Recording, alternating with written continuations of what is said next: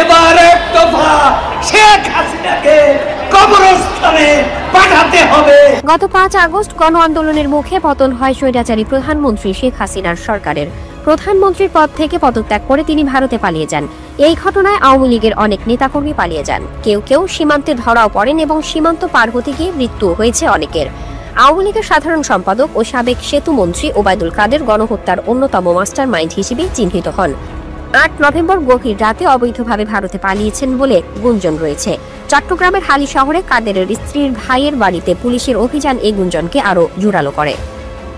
কিছু আওয়ামী লীগ নেতার মতে কাদের কলকাতায় পৌঁছেছেন।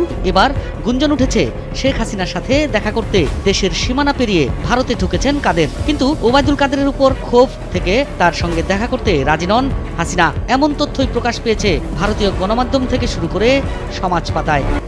কয়েক মাস আগে অনেক দিন আমার বিশ্বাসই হচ্ছিল না। শেখ হাসিনার সাথে ওবায়দুল কাদেরের গলায় গলায় পিরিত ছিল, অর্থাৎ দল আওয়ামী লীগের পক্ষ থেকে কোনো ঘোষণা যদি দেওয়া হতো সেটা কিন্তু ওবায়দুল কাদেরের মুখ থেকেই ব্লাস্ট হতো। বলতে গেলে ওবায়দুল কাদের এবং শেখ হাসিনা দল আওয়ামী লীগের মূল মেরুদণ্ড, অর্থাৎ তারা যেটা বলবে বা তারা যেটা করবে সেটাই হচ্ছে দল আওয়ামী লীগের করা বা সেটাই দল আওয়ামী লীগের বক্তব্য।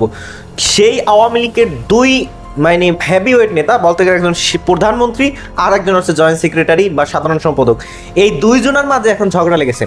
শেখ হাসিনার পতনের অন্যতম মূল কারণ ছিল ওবায়দুল কাদের, এটা বলতে হবে, কারণ ওবায়দুল কাদেরই কিন্তু অর্থাৎ যখন ছাত্ররা আন্দোলন করতে শুরু করেছিল শেখ হাসিনার কথা ওবায়দুল কাদেরই কিন্তু সে ছাত্রদেরকে উস্কে দিয়ে বলেছিল যে তোমাদেরকে দমন করার জন্য ছাত্রলীগই যথেষ্ট।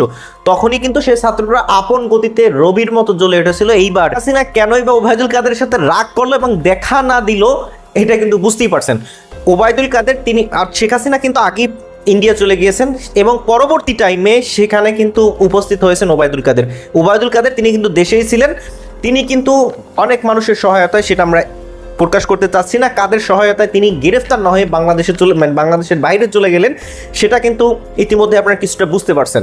তো সেটা নিয়ে আমরা একটা আলাদা ভিডিও বানাবো। কিন্তু ওবায়দুল কাদের তিনি যেভাবেই হোক তিনি ইন্ডিয়া গেছে, কারণ দল আওয়ামী লীগের একমাত্র আশ্রয়স্থল হচ্ছে ইন্ডিয়া। সুতরাং তারা ইন্ডিয়া চলে গেল এবং শেখ হাসিনা যখন ইন্ডিয়া অলরেডি চলে গেছে এবং আওয়ামী লীগের জয়েন্ট সেক্রেটারি বা সাধারণ সম্পাদক তিনিও যখন গেছেন, তখন মানুষের মাঝে একটা কৌতূহল ছিল যে দুইজনে মিলে একটা সিদ্ধান্ত নেবেন যে সিদ্ধান্তে আওয়ামী লীগের জন্য অনেক উপকারী হবে। কিন্তু শেখ হাসিনা ওবায়দুল কাদের সাথে দেখাই করতে চাইল না। কেন এই রাগ, কেন বা এই ক্ষোভ? চলুন আমরা বিস্তারিত ডেস্ক রিপোর্ট থেকে দেখে আসি। ভিডিওতে একটি লাইক দিয়ে দিবেন, নিজের মতামত কমেন্ট অপশনে লিখবেন। চলুন দর্শক আমরা সেই রিপোর্টটি একটু দেখে আসি।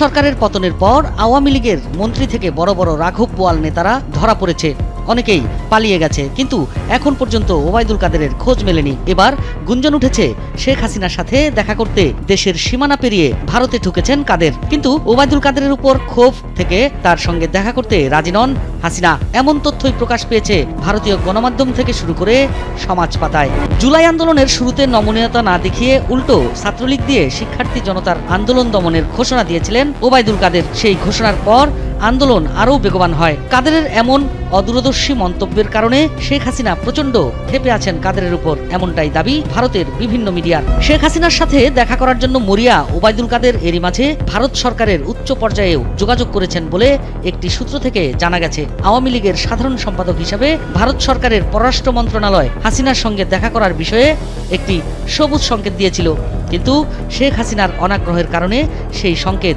লাল হয়ে গেছে বলে জানা যায়।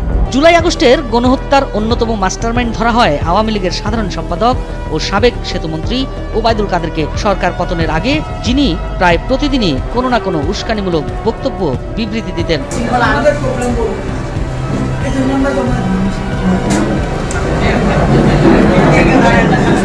5 আগস্ট শেখ হাসিনা সরকারের পতনের পর থেকে অনেকের মতো ওবায়দুল কাদেরও উধাও ছিলেন। তার অবস্থানের কোনো সঠিক হদিস নেই কারো কাছে। সাম্প্রতিক সময়ে গুঞ্জন উঠেছে ওবায়দুল কাদের ভারতের গুয়াহাটিতে অবস্থান করছেন এবং দলের সভানেত্রী শেখ হাসিনার সঙ্গে সাক্ষাতের চেষ্টা চালাচ্ছেন। গত 8 নভেম্বর শেষ রাতে ওবায়দুল কাদের অবৈধ পথে ভারতে পালিয়েছেন বলে গুঞ্জন ছড়ায়। ভারত পালানো নেতাকর্মীদের কেউ কেউ দাবি করেন ওবায়দুল কাদের কলকাতায় অবস্থান করছেন। তবে এবার গুঞ্জন ছড়িয়েছে অবৈধভাবে সীমান্ত পার হয়ে ভারতের আসাম রাজ্যের রাজধানী গুয়াহাটির একটি হোটেলে অবস্থান করছেন তিনি। সূত্রের খবর, কাদের সীমান্ত পাড়ি দিয়ে ভারতে পৌঁছে প্রথমে মেঘালয়ের শিলংয়ে অবস্থানরত সিলেট জেলা আওয়ামী লীগের পলাতক কয়েকজন নেতার সঙ্গে সাক্ষাৎ করেন। সেখানে আলাপ আলোচনা শেষে গুয়াহাটিতে অবস্থান করার সিদ্ধান্ত নেন। সেখানে থাকার কারণ হিসেবে শেখ হাসিনার সঙ্গে সাক্ষাতের বিষয়টি গুরুত্বপূর্ণ বলে জানায় একটি সূত্র। সরকার পতনের পর আওয়ামী লীগের সর্বোচ্চ নীতি নির্ধারণী ফোরাম সভাপতিমণ্ডলীর কয়েকজন সদস্য ও সাবেক মন্ত্রী এমপি সহ মাঝারি পর্যায়ের অনেক নেতা ভারতে পালিয়েছেন। তাদের কয়েকজন জানিয়েছেন ওবায়দুল কাদের ভারতের কলকাতায় পৌঁছেছেন বলে তারা শুনেছেন, তবে তাদের সঙ্গে সাক্ষাৎ হয়নি, টেলিফোনেও কথা হয়নি।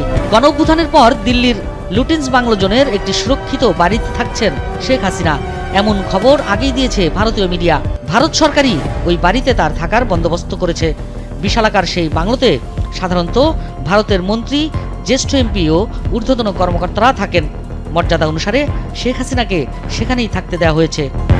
এদিকে কাদের শেখ হাসিনার সাথে সাক্ষাতের সর্বোচ্চ চেষ্টা চালিয়ে যাচ্ছেন বলে গুঞ্জন উঠেছে।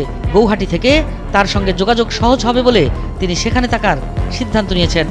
এদিকে কলকাতায় অবস্থানকারী আওয়ামী লীগের কয়েকজন কেন্দ্রীয় নেতা জানিয়েছেন স্ত্রী সহ কলকাতায় এসেছেন ওবায়দুল কাদের, তবে তিনি সেখানে অবস্থান করবেন না। 2-3 দিন কলকাতায় থেকে আগামী সপ্তাহে দিল্লি চলে যাবেন। বিভিন্ন সময়ে বেফাস কথাবার্তা বলে দলকে সাংগঠনিকভাবে দুর্বল করে দেন ওবায়দুল কাদের। আওয়ামী লীগের মতো একটি দল ক্ষমতাচ্যুত হওয়ার পেছনে কেউ কেউ তাকেই দায়ী করছেন। ফলে কলকাতায় অবস্থান করলে এখানে থাকা ক্ষুব্ধ নেতারা ওবায়দুল কাদেরকে দেখলে ক্ষোভের বহিঃপ্রকাশ ঘটাতে পারেন। এমন পরিস্থিতি আঁচ করে অনাকাঙ্ক্ষিত ঘটনা এড়াতে দিল্লি যাওয়ার কথা ভাবছেন কাদের। গত 100 দিনেরও বেশি সময় ধরে ভারতে অবস্থান করছেন হাসিনা। তিনি ভারতে পালিয়ে যাওয়ার পর ভারত সরকার দেশটিতে হাসিনার অবস্থান গোপন রেখেছে। সাধারণ মানুষের জানার প্রবল আগ্রহ ভারতের কোথায় রয়েছে হাসিনা। শোনা গেছে অনেকেই হাসিনার সাথে দেখাও করেছেন, তবে ওবায়দুল কাদের সাথে দেখা করতে আগ্রহী নন হাসিনা। আওয়ামী সরকার পতনের পেছনে কাদেরকে হাসিনাও দায়ী মানছেন, যে কারণে কাদেরের উপর বিরক্ত দলটির। যখন আসলে ক্ষমতা থাকে না তখন কিন্তু মানে চোর গেলে বুদ্ধি আসে, এরকম একটা কথা আছে না? ক্ষমতা নাই, এখন যে যার মতো আছে। তবে শেখ হাসিনা এটা কিন্তু স্পষ্ট ভাষায় বুঝতে পেরেছে যে দল আওয়ামী লীগের এই অধপতনের অন্যতম মূল কারণ হচ্ছে ওবায়দুল কাদের। কারণ এবং শেখ হাসিনা এটা নিজেও জানতেন, এখানে শেখ হাসিনার কোনো দোষ নাই এটা বললে হবে না। কারণ শেখ হাসিনা তিনিও কিন্তু ছাত্রদেরকে উস্কিয়ে দিয়েছিল রাজাকারের নাতি বা রাজাকার বলে। শেখ হাসিনা এখানে মানে তিনি এমনি বুদ্ধির চাল খেলেন, কিন্তু সেই সময় তার মুখ থেকে এরকম কোনো মানে তিনি বিষয়টা এতটা গুরুক্ষেপই দেয় না। সাধারণ ছাত্র আন্দোলন করে, বিএনপি আন্দোলন করে পারলো না, জামাত পারলো না, কোনো 14 দল মিললেই পারলো না, ছাত্ররা আর কি করবে, এরা তো বাচ্চা মানুষ, দুধের বাচ্চা মনে করে শেখ হাসিনা অবমূল্যায়ন করলেন এবং সেই বাচ্চাদের মুতে স্লিপ কাটলেন শেখ হাসিনা, এবং তিনি সেই স্লিপ কেটে একদম ইন্ডিয়া গিয়ে তার কিন্তু থাকার জায়গা হলো। সুতরাং এইখান থেকে কিন্তু বোঝা যায় যে শেখ হাসিনা নিজেও কথাবার্তা একদম উদাসীন ছিল এবং তিনি বিষয়টাকে একদম সাধারণ একটা বিষয় মনে করেছিল। কিন্তু ওবায়দুল কাদের তিনিও কিন্তু শেখ হাসিনার মতোই সেম কাজটাই করেছিলেন। এখন শেখ হাসিনা অপরাধ করলো, শেখ হাসিনার সামনে গিয়ে তো সেটা মানুষ বলতে পারে না যে আপনি অপরাধ করছেন। শেখ হাসিনার কানে ভারী করার জন্য বলছে যে ওবায়দুল কাদের ভুল করছে, তার বক্তব্য এরকম যদি না দিতেন তাহলে আপনি ক্ষমতায় থাকতেন। শেখ হাসিনার কান ভারী হয়েছে, যে কারণে ওবায়দুল কাদেরের সাথে এখন শেখ হাসিনা দেখা করার মানে সুযোগ দিচ্ছে না। তো বিষয়টা নিয়ে আসলে আপনি কি মনে করেন কমেন্ট অপশনে জানাবেন। এখানেও শেখ হাসিনার বা দল আওয়ামী লীগের নতুন কোনো প্ল্যান আছে কিনা কমেন্ট অপশনে আপনি লিখবেন। ভালো থাকবেন সবাই, আসসালামু আলাইকুম ওয়া রাহমাতুল্লাহ।